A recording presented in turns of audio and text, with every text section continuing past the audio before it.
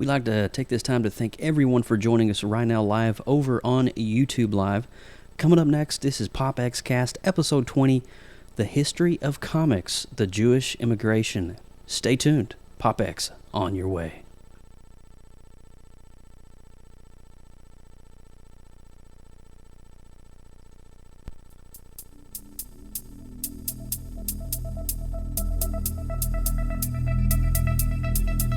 Hey everyone, and welcome. This is PopXcast, where science fiction meets pop culture. We are a geek podcast for geek culture, so are you ready to get your geek on? Sit back, relax, put on that Ninja Turtle onesie, warm up those chimichangas. Ladies and gentlemen, this is PopXcast.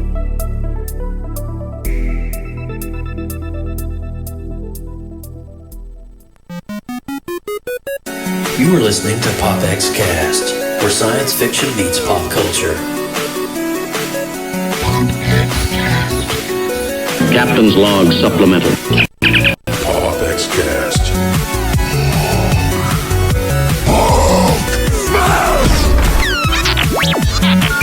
Hasta la vista, baby.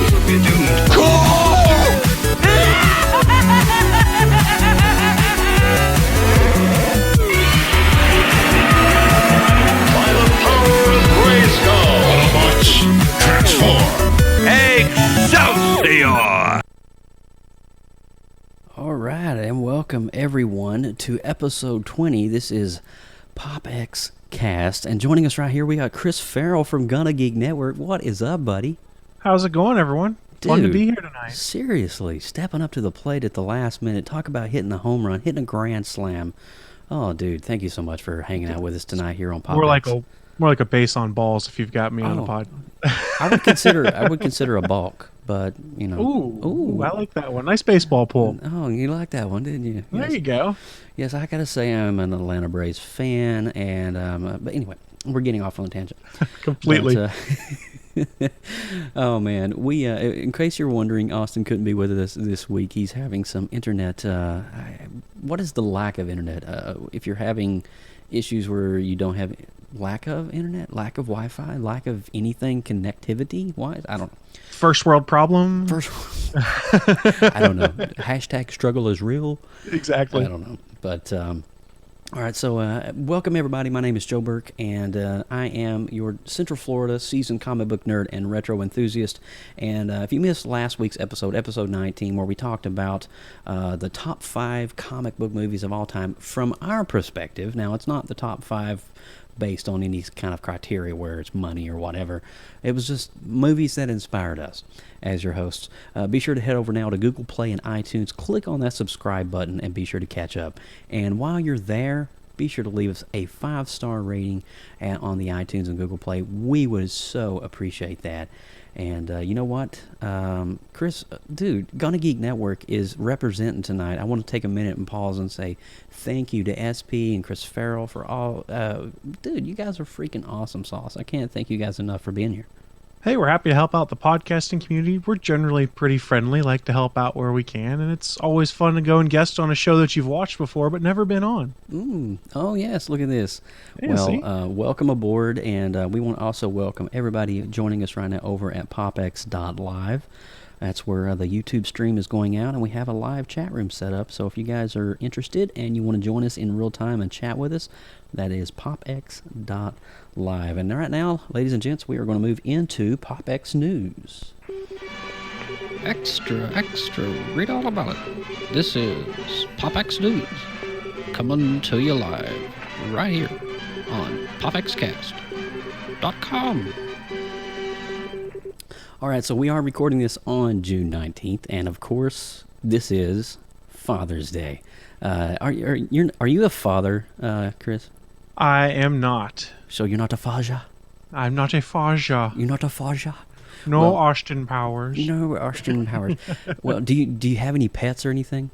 I do have I have a dog, and I have kind of inherited a cat that's my girlfriend's. That Okay. I was. Well, you are a choice. faja. You are a faja. But I have 2 Chihuahuas. Does that count? If my dog counts, your 2 Chihuahuas count. I would say that's fair. I'll take it. But we want to wish all of our fathers out there a very blessed and happy Father's Day. And thank you guys for just rocking and being the rocks in our lives. We really certainly appreciate that. And speaking of Father's Day, today was kind of a very somber moment as we go into the news.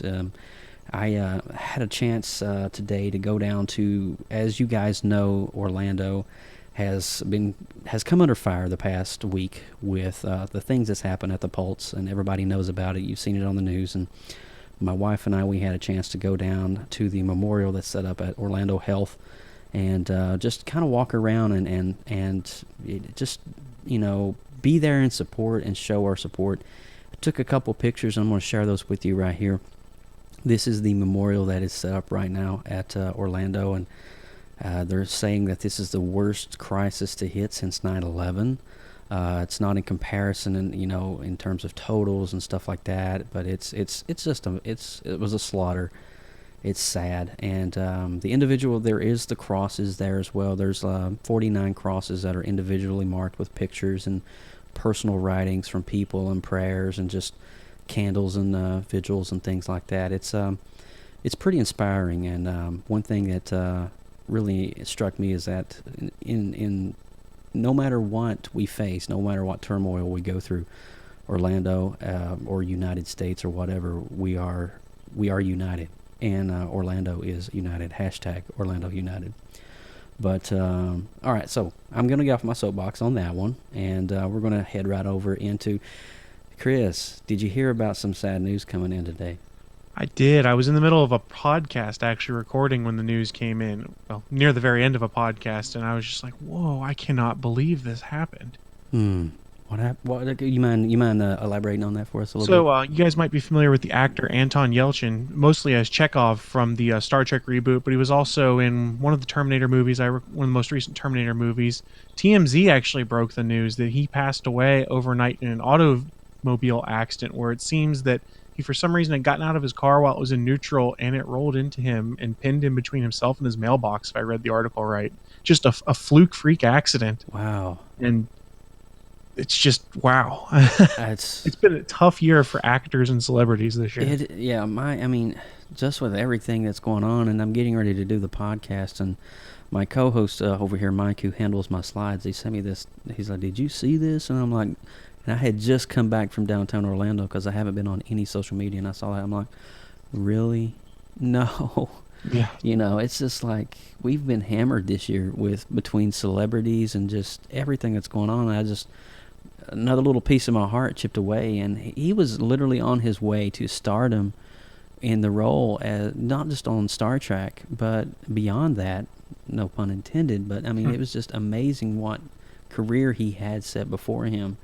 And I loved his role as Chekhov. I loved his role, and it's truly sad. And we do want to say that Star Trek Beyond will be in theaters on July 22nd, and it's one of his final roles, so be sure to check it out and show your support for and it would be pretty awesome. I know the Star Trek community is grieving today as well. I saw some tweets coming out from some of the heavy hitters like William Shatner, and just some sad news all the way around. But that's cool. That's a nice graphic. That is a nice image. Yeah. So, wow. And we're moving on now. All right, so we're going to try to transition away from all the sad stuff. We want to get that out of the way.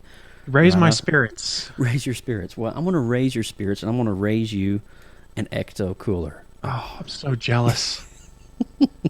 I'm so sorry, man, but I have to do this in real time, right? You do have to do it. I have to do this. So my jealousy is just peaking right now. Yeah, and it is nuclear green lime. I mean, it's disgusting green. But I'm gonna pop it in real time here, so you guys can watch this. Now, if you're getting this on the iTunes feed, the audio feed, you really are truly missing the full experience of PopXcast when you don't watch it on the YouTube. All right, so you ready for this? Here we go. That is liquid 90s childhood. Oh my God, man. Dude. It's really awesome. The drink, it's made its return, and it started at the end of May. They started shipping it out, I think, towards the second to the last week of May, and it's starting to filter down slowly. And it has that flavor that it just takes you right back to 1989. Ghostbusters 2 is just getting ready to come out in a theater. And there's also some cans released too. Now this is really cool. This is something I haven't seen before, and I took an image of this. Now these are the new cans, and I have one in the fridge, and I don't have it here with me, but the can on the left is cold, and the can on the right is warm.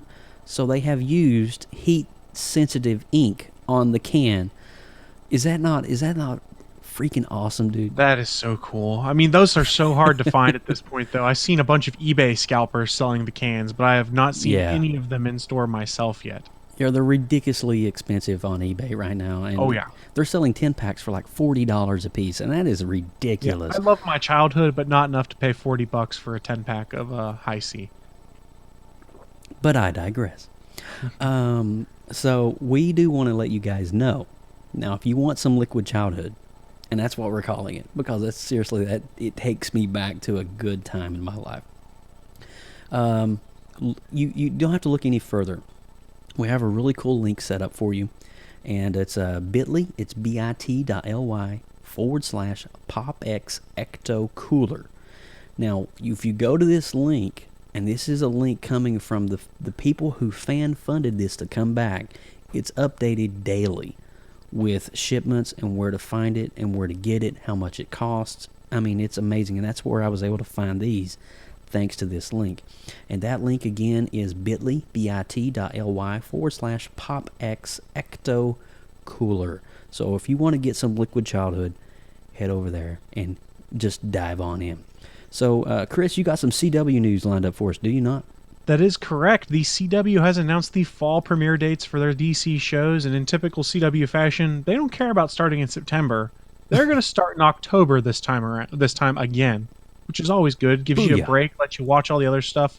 But Flash Season 3 is going to debut Tuesday, October 4th, staying in its time slot of 8 to 9 p.m., which is smart. Don't change anything with that show. That is the ratings juggernaut of these shows. Mm-hmm. Flash is coming back. Arrow returns on Wednesday nights again. On October 5th, it will premiere at 8 p.m., airing until 9 p.m. Supergirl. We were all kind of speculating, what day is Supergirl going to be on the CW? Well, it will be Monday nights. It's going to premiere Monday, October 10th, running from 8 to 9 p.m. Eastern Time. And lest we forget, Legends of Tomorrow returns October 13th, which is a Thursday, running from 8 to 9 p.m. Eastern Time. And Supernatural will follow it up, moving to a new night, that being Thursday night. Man, does CW not have an amazing lineup of shows? We didn't even talk about the fact that, by all reports, and I haven't seen it yet, it's on my list to watch, The 100 is supposed to be very good as well. Oh, I've heard about The 100. I just started watching Preacher. I have not watched it yet. It's all on demand, and I'll get there. I'm 2 episodes into Preacher, so I'm hoping to catch... I got 3 on the DVR, and 4 is recording tonight, obviously, while we're doing the podcast. But so far, it's starting out pretty ridiculously cool. I'm enjoying the supernatural aspect of Preacher, but it's really awesome. But CW, I think, again, has, man, just super... What is your thoughts about Supergirl coming to the CW? I think it's just a marriage made in heaven. Do you not agree with that? Oh, I completely agree with that. And what I'm curious to see is how they integrate Supergirl into the rest of those shows, because it's got to be coming. That's all I can think, is they're going to do something to tie them together. And I think they laid the seeds with the Flash season finale. Oh, yeah. Well, it's already been confirmed that they're doing a 4-show, I don't even know what you call it, quadruple team up. Like, it's going to be a story arc that's going to be 4 episodes throughout the whole week. I don't know how they do it. I mean, it's a coordination nightmare. It's going to be insane, but you know what? They're going to make it work, and it's going to be awesome, and we're probably going to rejoice at the end of the day. All right, so Batman Arkham VR virtual reality was announced exclusively for PlayStation 4. And, of course, this is the new thing coming out, virtual reality for the PlayStation, and it's really interesting. Now, do you know if there's any information about this? Is this a new game, or is this a revisited game in virtual reality? It appears to be a new game that'll be coming out exclusive to PS4 to play on the PlayStation VR. From what I can tell, and there's not a ton that's out, it looks like Kevin Conroy is returning to play the voice of Batman, and it might even be Mark Hamill coming back as the Joker, which is very interesting. I'm not sold on VR, but Batman's a good way to get me really interested in VR. Okay. Yeah, I'm not like you, Chris. I'm really not 100% on VR. And given the price of how much it's ridiculously expensive just to get the. I mean, I don't know. I don't know. I'm on the fence about it, but I have to try it before I would know, and that means I have to go to either a friend's house that would have it or some store demo.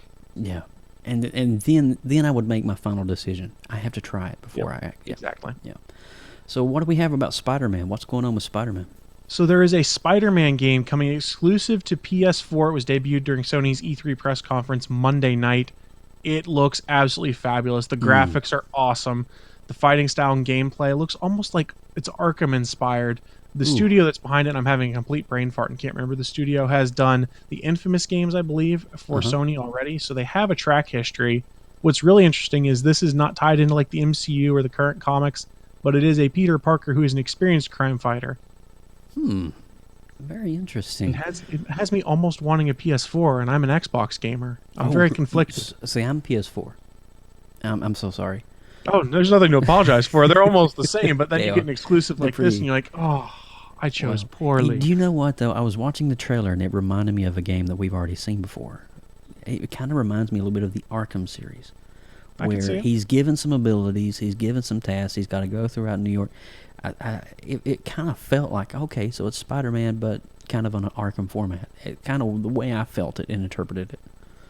That's a fair statement. I mean, the trailer looks beautiful. If you haven't seen it for yourself, go on YouTube right now. Well, after the show, that is, and be like, I have to see this, and watch it, and you will be astounded. Oh, man.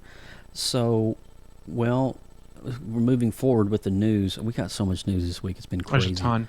Voltron. Now, have you had a chance to see all 13 episodes or 12 I episodes? have not watched it yet, but my friend Stargate Pioneer is a huge Voltron fan, so I'm Okay. sure he'll be on it. All right, so I'm going to share very quickly some of my thoughts on Voltron. I did go through all season 1. That's on Netflix. And Chris, I am so sorry. But I'm going to just share a couple. Is that okay if I share a couple of things? Perfectly fine. I'll probably never watch it. Okay. Well, alrighty then.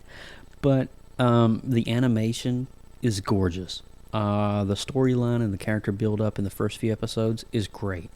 The last episode was just like, because it's building up this dynamic between Voltron and the big bad, and there is no conflict, there is no final battle, and it just kind of ended, and that was it. That was all of season 1, and I'm just like, well, that was a sour apple, but Yeah.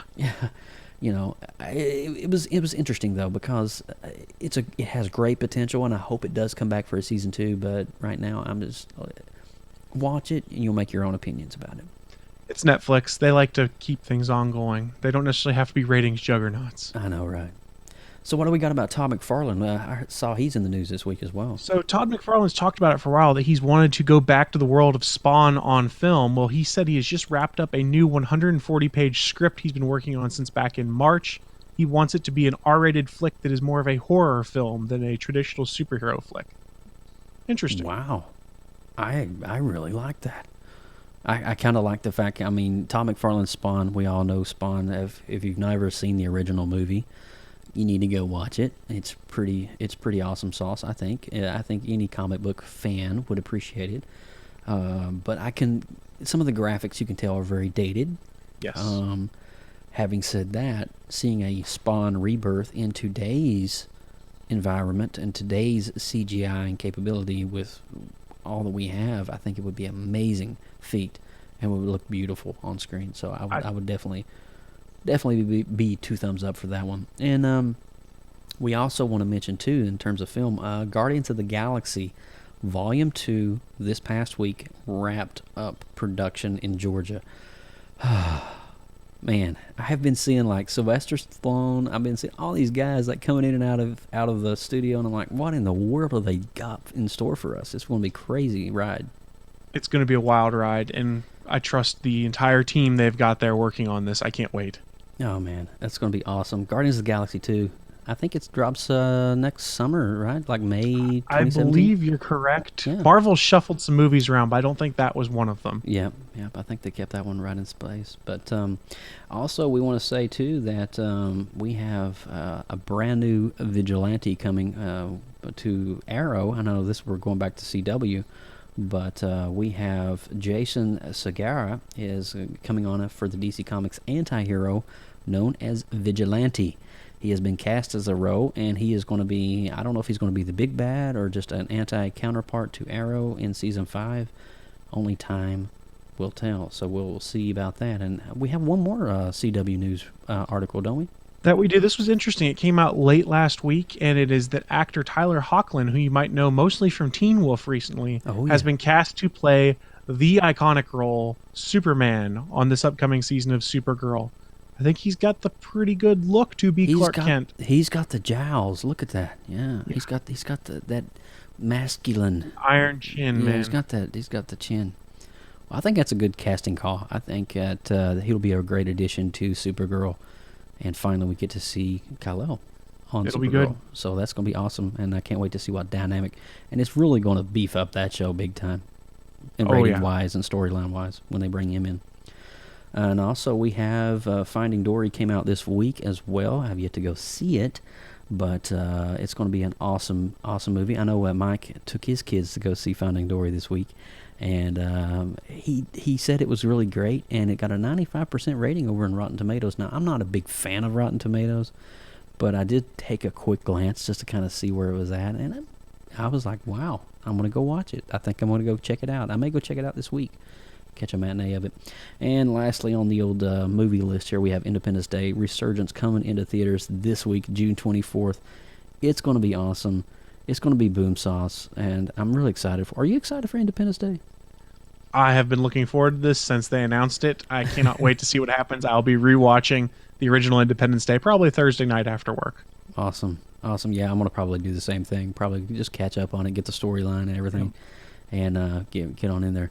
But we're going to move into this week's Nerd Nugget, and I got Lindsay Badger is going to be coming in here in very, very shortly, sharing this week's amazing Nerd Nugget. What's up, Badges? Hi. Hey, girl, how you doing? I'm doing great. How are you guys? Hold on, let me have some liquid childhood. Yes, yeah. Just Please rubbing it in, isn't he? take a moment and just let the childhood just wash over you. All right, you ready for this? I am ready. Oh my God, it's a Nerd Nugget. Yes. All right, guys, we have a great nerd nugget this week. At one time, did you know that the words flick and Clint were banned from comic books? Why? Well, technically the words weren't banned per se, but their use was definitely frowned upon. Now, let me tell you why. The comics were printed in all caps, the uppercase letters, and when using certain fonts, the letters L and I would blend together and make a different letter. So let's just say that this could cause them to be mistaken for more vulgar words, and since vulgarity was against the comics code, which was a set of rules that comic books followed, they tried to steer clear of using them to avoid any misunderstandings. Because I don't think any little kids, if mom picked up the comic book, read it wrong, causing a bunch of drama. Wow. But, so this rule has it stopped it from causing these words to never show up in the comic books? Of course not.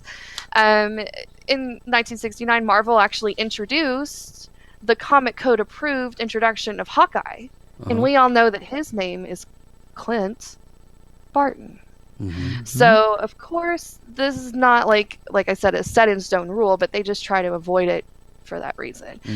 And now that the printing process has kind of improved over time, that's not nearly as much of an issue, but they still try to avoid it just because sometimes things happen. But there was, in the 90s, Mark Miller was one of the writers for the Sonic the Hedgehog comic. He actually created a character named Flicking Clint just to annoy his editors. I never found any actual true fruition of this character as being actually printed and published, but it's one of those rumors floating. More, it's almost like an NBC moment, the more you know. Exactly. So there you go. This Nerd Nugget is probably one of my favorites so far. I hope you guys enjoyed it. That was a freaking awesome Nerd Nugget. That's great. Oh my God, it's a Nerd Nugget. Right, so Lindsay watch your Badger. flicks and watch your Clints. That's all I got to say. Duly noted. Guys. Thank you, On it. Lieutenant. Thank you, Lieutenant Badger. All right. Lieutenant out. Lieutenant out. That was really interesting. That was really funny. I enjoyed that. It was. Yes, it was. All right, so that's going to be wrapping up our PopX News segment. We're going to be going into the history of comics part 2, the Jewish influence, coming up right after this. Extra, extra, read all about it. This is PopX News, coming to you live right here on PopXcast.com. Oh, man. So, where we left off the last time we did this on episode 10, we were talking about how comic books come to be and how the immigrants were coming over. The Great Depression had just literally sent shockwaves throughout the entire nation and the world in 1929, and America was trying to recover. And we were talking about pulp magazines, how pulp magazines got their start, and how comic book publishers started casting certain people to write and draw and do certain things on the comics. And so at the time we had Funny Comics was one of the ones that were coming out. Then we had the Man of Bronze himself, Doc Savage, and so the Phantom was some of the ones that was mentioned. But so we were talking around 1933-35, and that's the end of the Depression. And, America at that time, they were kind of seeking some form of entertainment. Whatever you can buy for 10 cents, you can buy for 10 cents. And back then they had music halls, they had the picture shows, as they would call it. And then they had what was called pulp magazine, and that was basically comic strips. They would read it, they would dive into the story, and they get lost in it. And pulp magazines, it kind of was started out as kind of a really rough production. Pulp was basically an unfinished book when you think about it. It's an unfinished piece of paper, it's an unfinished work, and it's meant to continue. And I think that appeal to that unfinished product kind of really is what catapulted pulp magazines. And so one guy got the idea, what happens if we take pulp paper and instead of having it just as a magazine style, we fold it and we create a book, aka the comic book. Nice. And so, yes, that's what we're talking about today. So we're talking about how American films of the time and the newspaper articles covering the mob stories, the anti-heroes, you had the mob all over the headlines back in the days. It pretty much sparked the interest in forms of entertainment. And that's where we got icons like Dick Tracy, The Shadow, Doc Savage. So all of these guys, look at that. Seriously, Dick Tracy molded the iWatch before the iWatch ever came out. I don't know. But so now going into this, Chris, where are you at with the history of comics? What is your forte? Do you know a lot about the history of comics, or? I dabble a little bit. I know bits and pieces. I'm familiar with some of the characters because my dad was a huge fan of The Shadow when he was a kid. So I've listened to the Orson Scott Wells radio dramas and things like that, and they are fantastic. Awesome. Oh man, they're so good. And I've read some Dick Tracy books, mostly because there was a movie that came out in the 90s, and I was like, I should find out more about this. Yeah. It's really cool, and there's the Doc Savage image up there, and we just heard news just a few weeks ago that Dwayne "The Rock" Johnson has been cast as the role of Doc Savage. So this is going all the way back to 1935, 36, 37 with Doc Savage, and that's how old this character is. This is just a vintage print right here. I think that says 1933 on it, if I'm not mistaken. I believe you're right. And so, man, it's just amazing when you dive into this and you start understanding more about it.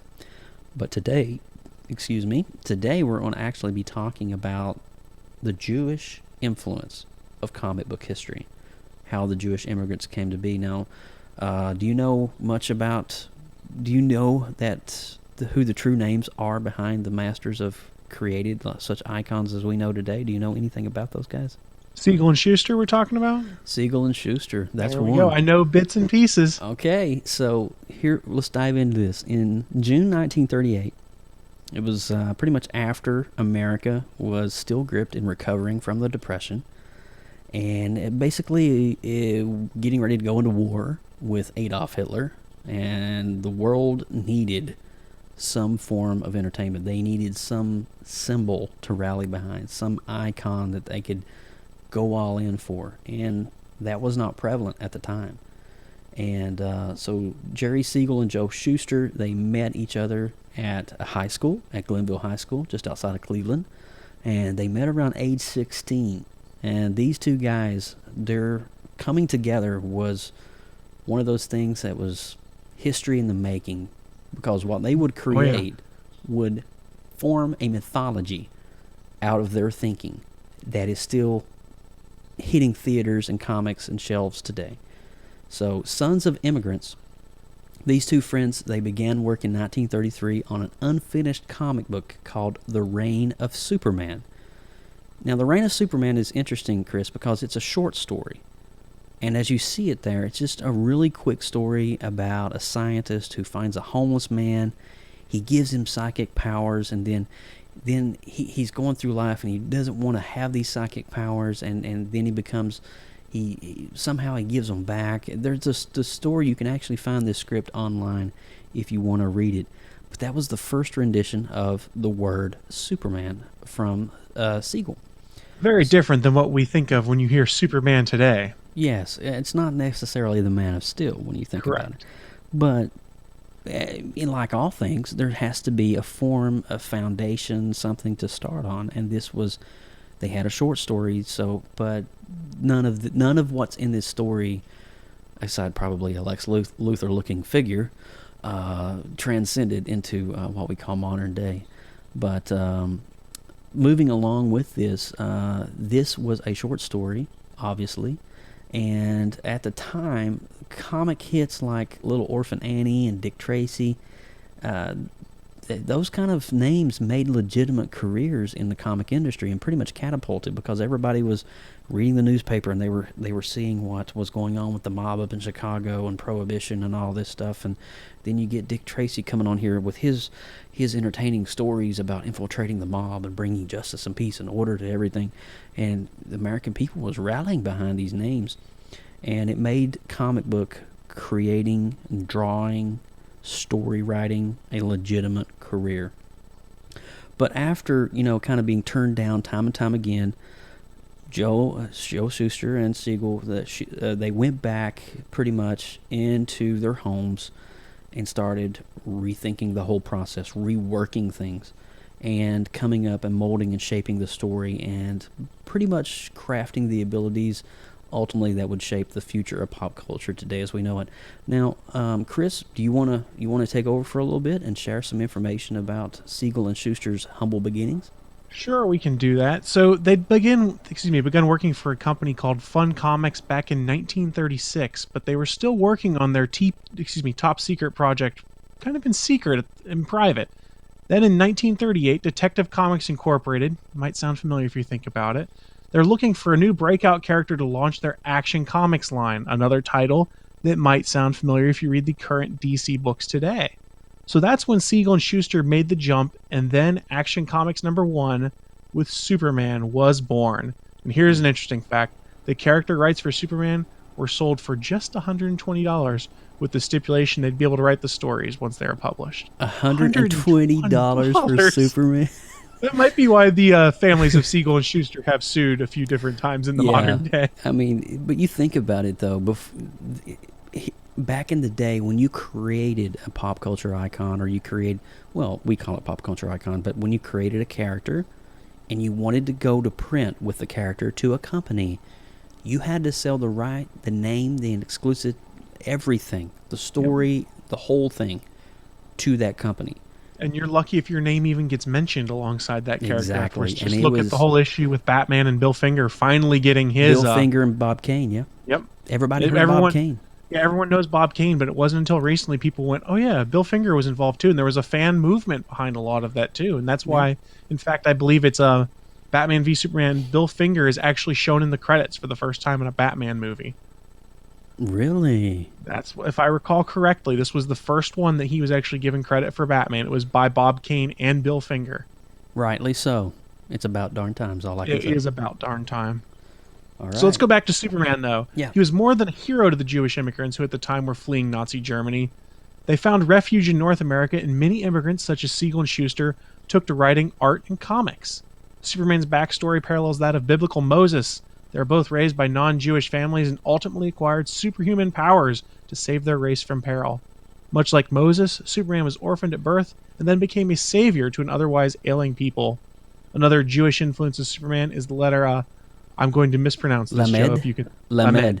There now, you go. Now, on this part right here, guys, this is, a lot of people will kind of dog this kind of thinking, but when you look at the breakdown where Siegel and Shuster are coming from, where they're raised, what they know, they are actually writing about things and just kind of paralleling it.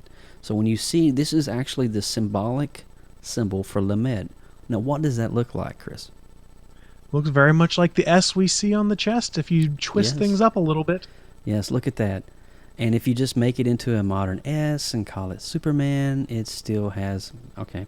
But, the whole part about the Jewish influence in biblical Moses, you don't have to take our part for that. We're just comparing where they come up, their upbringing, and how they tied in what they knew into a character that they loved and wanted to write about. All right, I'll let you continue, Chris. Well, I appreciate it. Kal-El's most common similarity is that, like Moses, they both were immigrants in a foreign land. And a final honorable mention in Superman's Jewish roots can be found in the story of the mythological Golem. Golem was a creature of intense physical strength, much like Superman, whose primary directive was to be the protector of the Jews from the Holy Roman Empire, much like Superman was there to protect mankind. That's an interesting factoid, isn't it? How they created, I mean, they took something of mythology that they knew, and they created it, molded it, kind of retweaked a few things, got the Jewish, I don't want to say influence, but they derived it from it, and they created this iconic character from another planet called Krypton, who had superhuman abilities. And I just want to take a side note here, Chris. This is something a lot of people don't know. If you ever get a chance to look at Action Comics, I actually have Action Comics number one, not the original. Don't freak out. I would hope not. I wish you, if I did, if you did, I'd be like, oh my god. This is a reprint. Okay, this reprint came from when the Death of Superman series came out in the end of the 90s. There was a graphic novel package bagged version that came out with a poster, all the graphic novel, and a reprint of Action Comics number one. Now, if you go back you get past the intro story of Superman, there is towards the end a scientific part that explains with grasshoppers and ants how Superman got his strength.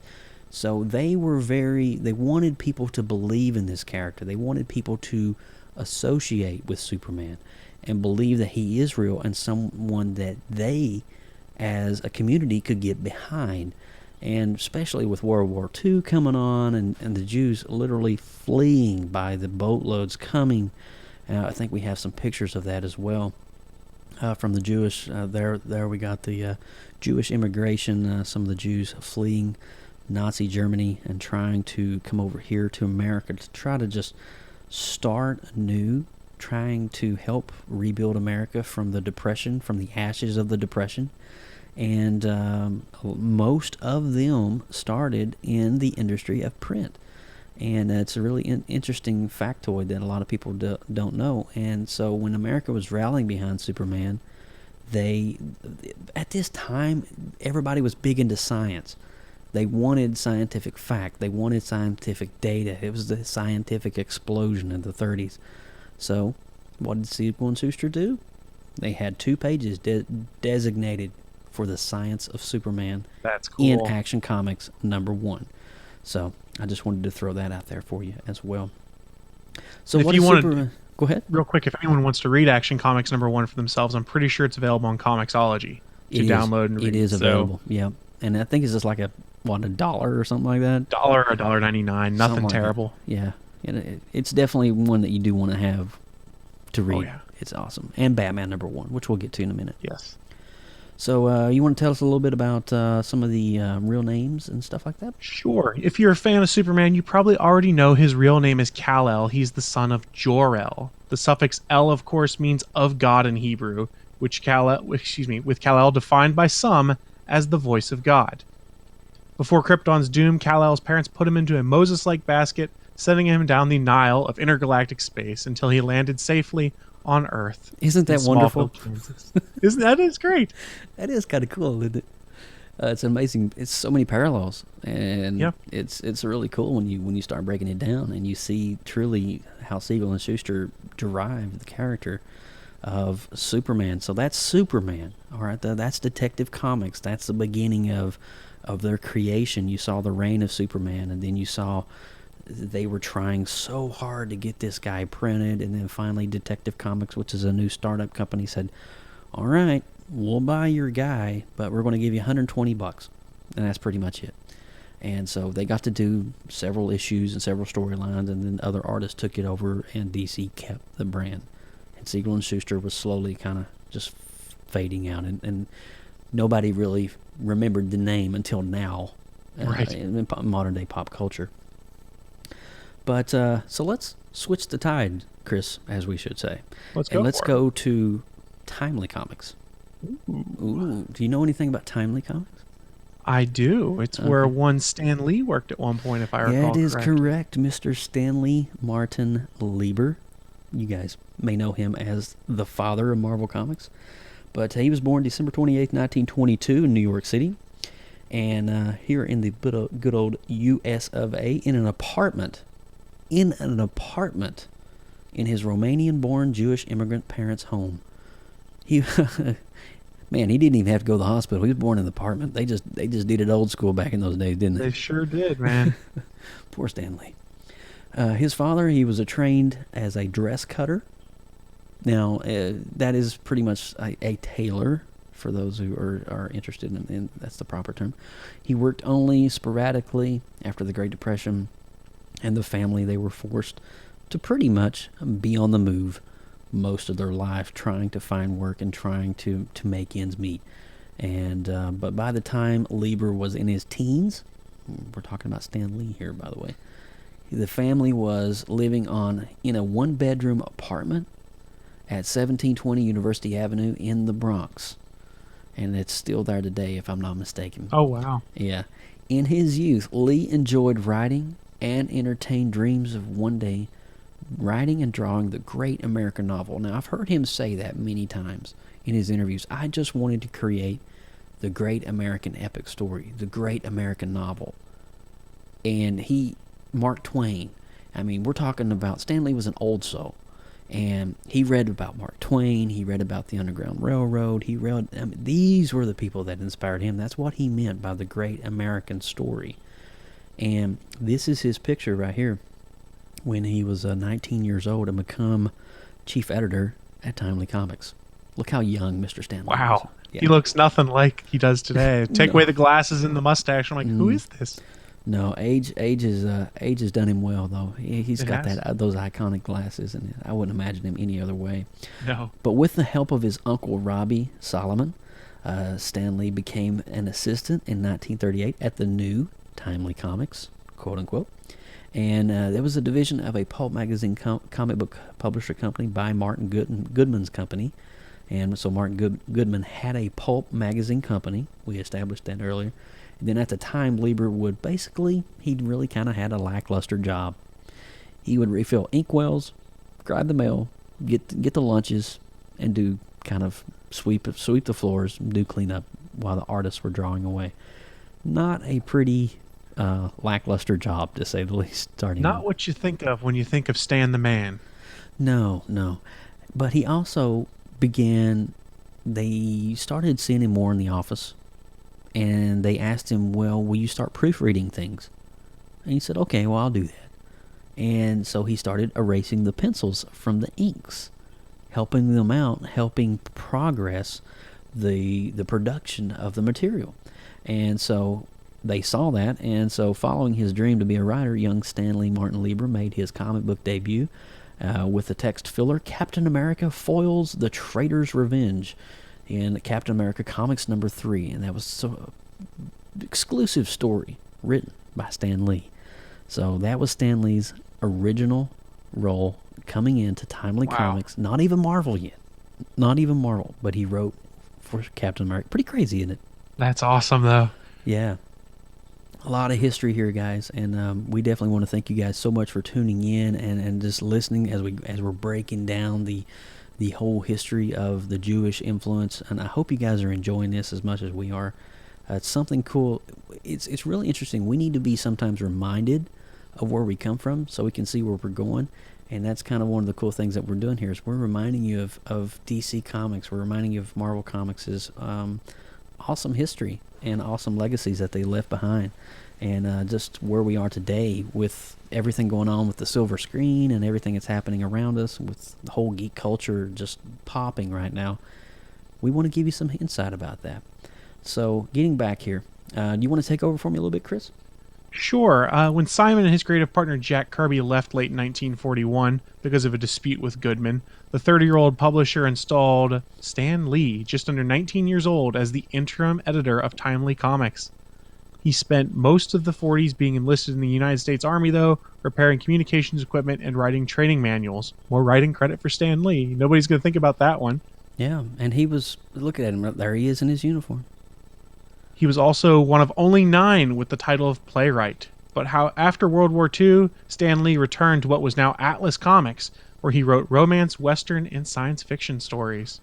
So I think that's probably where he started when he was writing the romance stories. He knew so much about comics now that working for the military and being one of only 9 playwrights, he kind of started really getting a grasp of the industry. Yep. He knew going in, okay, so this is what's hot, this is what's selling, this is what needs to be done, this is what needs to be drawn, and he knew it, and he knew how to execute it very well. And so Stan Lee, we all know the story how Stan Lee and Jack Kirby reunited in the 50s, and it was an amazing reunion of those two, and went on to create, oh man, dude, how many? So much. Oh, dude. So I just want to say this right quick, that in the late 50s, we had Julius Schwartz. He revived the superhero archetype, getting away from the romance and the Western. Look at that. That is such a cool image. It is. You guys on iTunes and Google Play, you're missing the full story. Head over to YouTube right now and check out our channel. You're going to love this. So much good imagery. But so with Julius Schwartz revived superhero in DC, they experienced a huge success rate in comic book sales. And so with the updated version of Flash, a.k.a. Barry Allen, not Jay Garrick from the Golden Age. Right. And later with Super Team Up Justice Society, in response to that, the publisher Martin Goodman, who's the lead guy over the pulp magazine at Timely Comics, he said, Stan, why don't you come in here and try to create a super group to help ourselves as well and help us reach that plateau. And this is one of the coolest things. And you saw X-Men Apocalypse, right? I did. Did you see the cameo with Stan's wife? Yep. So Stan's wife has always been by his side this whole time, and she said, you know what, Stan, you need to stick with your gut, write what you know, and write something that you're passionate about, and experiment with those stories.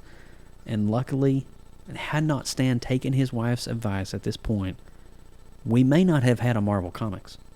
No, we might not have. Isn't that that's an interesting avenue right there, because he listened, he wanted to follow his gut, but his Goodman and all them guys kept wanting something else, and he's like, I'm just going to create this. And so he did. He created the Fantastic Four.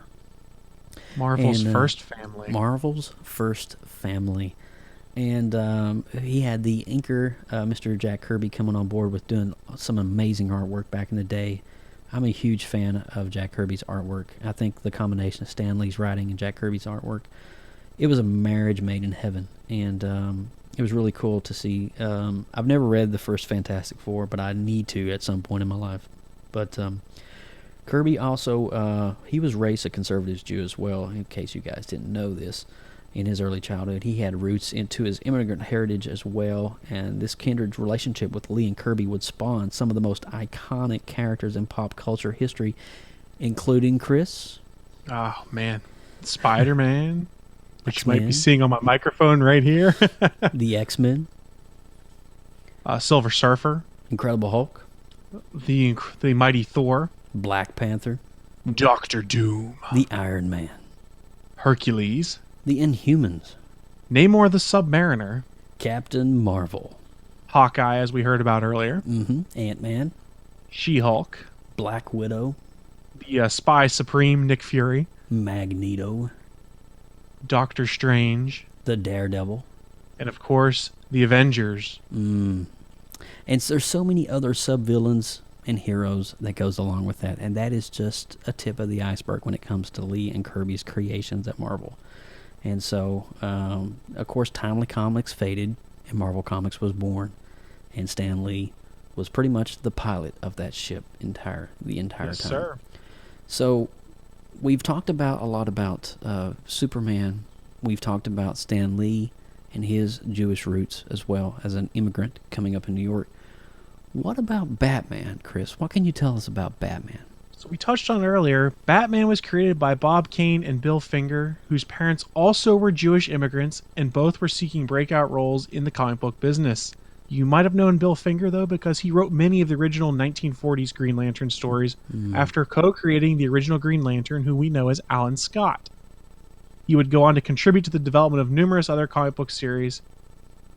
Inspired by Lee Falk's Phantom series, he was always inspired by crime stories and suspense thrillers, which led to the birth of the Batman in Detective Comics number 27 in May 1939. Another book that, if you get a chance, buy it on Comixology and read it.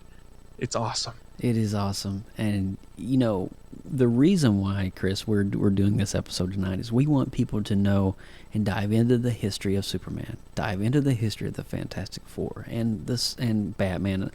Everybody, you need to understand the roots and the origins of these characters that we love so much, because there's so much more than what you see them as today. And their intentions and what they were created were just, at the time, mind-blowing. You say 1939, a crime-fighting guy who was against the mob as a bat. Crazy. Who'd have thunk it? Boom sauce. I'm telling you, it's crazy. Oh, yeah, it's a fair statement. Yes, I know, man. But, so, you know, that's pretty much our Jewish influence episode. So, Chris, before we close and wrap up the show, what are some of your thoughts about just all the stuff? I know it was a lot, and I do apologize for everything. It was but that's a a lot. good thing, man. It's You learn a lot. You do learn a lot. So what were some of your takeaways from this? I love going back and hearing about the origins of some of these things. I've read bits and pieces before, but to hear it all again, you're like, wow, I can't believe that this is the roots of everything. And the Superman story, a lot of people don't realize just how he came into being and how that's influenced so many other creators out there. Especially, did you ever read a series by Mark Waid called Irredeemable? No, I haven't. The concept was basically a Superman that goes bad and how the world has to stop him. But the whole story ties up with a lot of mentions back to Siegel and Shuster, and it's a very interesting way about how that character was both inspired by Superman and maybe an inspiration for Superman in another way, shape, or form. Very, very good book that kind of ties into a lot of this background. And the name of that book again was? It's called Irredeemable. It's by Boom Studios. Mark Studios, wrote it. Irredeemable. Yep. You could probably get that on Comixology, couldn't you? You can get it all on Comixology. I think it was about 63 issues, the entire run. It's fantastic. That's awesome, dude. So, real quickly before I let you go, have you been catching up on Rebirth any? I just read Green Arrow Rebirth #1 because my co-host Neil on the Starling Tribune was talking about how good those were, the Rebirth books specifically about Green Arrow, and DC has got me interested in more than just Batman now. It's kind of exciting. For a while, I've basically been enjoying just Spider-Man, Iron Man, and Star Wars, and now I'm like, this Rebirth, it's pretty good, and I want to dabble some. Yeah. Rebirth #1 brought me to tears at one point in time. Thank you, Jeff Johns. With Wally West. Yeah. The hug between Wally and Barry. I had my grown man of 30-plus years old, and there were tears in my eyes when Wally and Barry started hugging. It was a beautiful moment, and I think just everything coming together with understanding what the New 52 is and tying in the old DC universe into the new DC universe. This series is literally going to relaunch and, no pun intended, rebirth DC as we know it. And I think they're onto something really good here. I do too. And I heck, dude, I have a pile of comics over here. I have all the #1s, the one-shots, and the continuing #1s with series. Oh, wow. So I have yet to read Teen Titans and I've Wonder heard Woman. good things about Titans. Yeah, well, Wally West, that's where he makes his return. So that's where he's going in the storyline, is to warn the Teen Titans about what's going on. See, So Wally's my Flash, so that's why it was so great seeing him come back. I grew up with Wally West in the suit. It was right after Barry Allen had died that I started reading comics, and Wow. so Wally is my Flash. So to have him return, I was like, yes. So, all right. So Wally West. Let's talk CW for a second. All right, let's do it. When is he going to make the jump? When do you think? I thought they might have teased it at the end of the season more so than he was just hit by the Speed Force wave when Barry was killed. I saw that, yeah, and I was like, oh, that has to be the birth of it. That has to be the beginning of it. It's planted a seed of some kind, and just with Jessie as well, because she'll probably end up being Jessie Quick for that we saw in the comics as well, and it'll probably be mid-season maybe, crossover time. Dude. It's a good time to be a geek, isn't it? Oh, it really is. I can't. Dude, I can't take any more of this. Well, actually, I can, but... No, give me as much as you can, CW. I'll take all of it. Bring it. Oh, man. But, guys, you know what? It's about that time, and we want to thank all of you guys for tuning into our live show over on PopX.live. You know, if you guys are going to the movies or you're picking up a comic book this week, man, I'm telling you, we'd love to hear about it. We want to hear your opinions. We want to hear your thoughts. We want to hear your comments. And we have a really cool hotline set up where you can do that. And if you want us to, we can even share those. Thanks, Mike. That's awesome. For our audio listeners, Mike is showing the red glowing phone in the old mansion there at Batman's. Oh my gosh, that's so old school. That's the 60s version. Wayne Manor. That's great. But we do have a hotline set up. It's 850-417-7679. And if you really want to get your geek on, that's 850-417-PopX. Okay? So give us a call. And so if you're doing something really cool, you're involved in something really cool, you're cosplaying, going to a convention, got out of seeing a movie or whatever's exciting you this week, give us a call and let us know. And be sure to follow us over on social media, Facebook, Instagram, Twitter, Pinterest, everything across the board at PopXcast. And we also have an email set up too if you guys want to suggest a show, or you want to suggest something, or you want to be a part of the show, you want to be a guest on the show, whatever. Email us popxcast@gmail.com. We love listening and hearing from you guys, okay? So also for all things future PopX, be sure to check out popxcast.com. Now, Chris, how can people get a hold of you if the whole Gonna Geek network? How can they reach out to you? Well, so if you want to get a hold of me, you can find me on Twitter at the Chris Farrell, or the easiest way to do it is just head on over to GonnaGeekNetwork.com. You'll see all the podcasts that are on the network, but contact information for anyone that hosts a show on the network. I host a few different shows on the Gonna Geek Network, so you can easily find my contact info there. And Joe's out of Ecto Cooler, and I see the sad look on his face, and the jealous part of me is going, ha ha ha, you're out.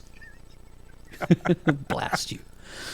Oh, man. And we have an amazing partnership with the Gonna Geek Network, and we have some future things involved with them guys, and we'll give you some more information down the road as that approaches.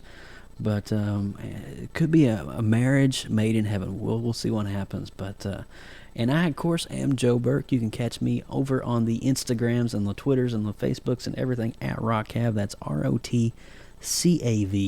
And we want to take this time and thank our amazing co-hosts and Miss Lindsay Badger for holding it down. Thank you over in the chat room. She's holding the chat room down like she's too legit to quit. I can't handle it. There's just too much awesome sauce radiating from her. And we also want to thank Mr. Mike Ippolito for doing his slides, as always. Mike, thank you. You are a rock star, my friend. Look at that. Yes. Oh, he's doing the... Oh, that's... Yeah, he's doing... Really? That's awesome, man. Thanks, Mike. I love you, dude.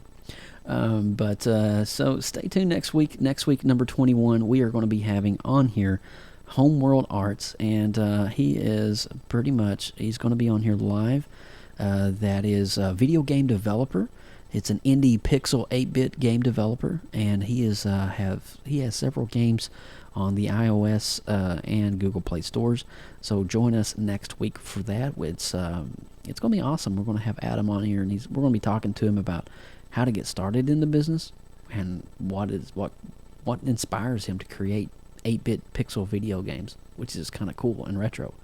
Hence why he's on PopXcast. But anyway, So you got anything else for us, sir, Chris? Can't think of anything other than just say thanks so much for having me on the show tonight. It's a lot of fun to guest on a show that you've never been on before, but have watched many times. Oh, so man. awesome! It's a privilege and an honor to be here. And you're rounding it out with episode 20, dude. Thank you so much, There and you we go. appreciate Get you an even number. That's, I know, right, man? But we want to thank all of our friends over at the Gonna Geek Network. Thank you guys so much for joining us and helping us out. And we want to send a special shout out to SP Stargate Pioneer. He is the man, the myth, the legend, the one, the only. And all right, guys, from all of us here at PopXcast, thanks for listening, and we will see you next week.